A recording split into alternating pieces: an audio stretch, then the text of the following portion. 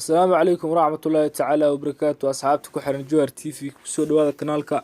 maanta waxaan rabaa inaan tuso barnaamij aad iyo aad muhiim u ah. ila soco.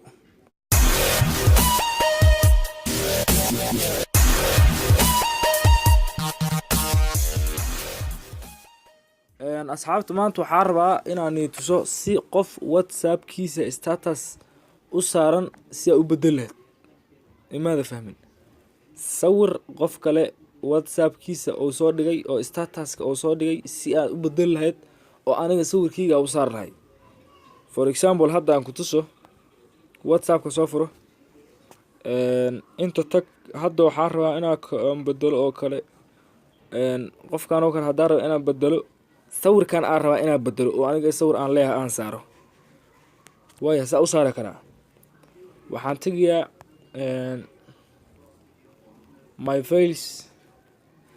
xagga taabanaysa settings tigaysa waa inay labadan tig ku ahaataa show hidden files inay tig ku ahaataa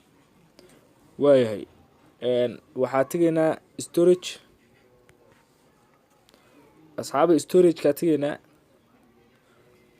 waxaan tagaynaa WhatsApp raadi WhatsApp waa kana ku dhifo waxaa tagaysaa media waxaa tagaysaa status. asxaaba status waa joognaa marka waxaan rabnaa sawirka inaan bedelno sawirka aan rabnaa inaan bedelno waa kana hadda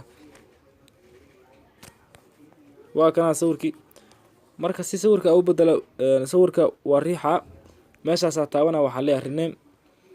marka rename dhaho waxaan dhana copy leh select all copy waa baxay marka copy aan dhaho sawirka aan rabo inaan soo dhigo ayaan tagayaa. hadda sawirka aniga aan rabo inaan ku bedelo maybe waa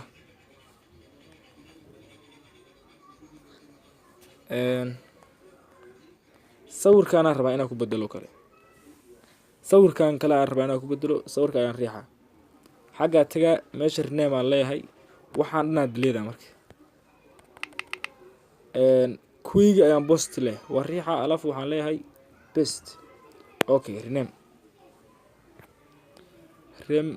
markaa dhahay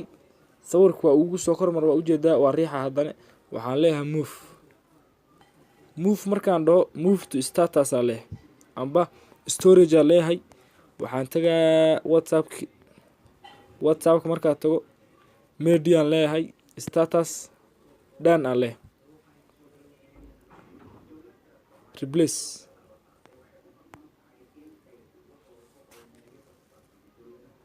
asxaabtaay replace ayaan dhahnay WhatsApp kaaga imaaw refresh dheh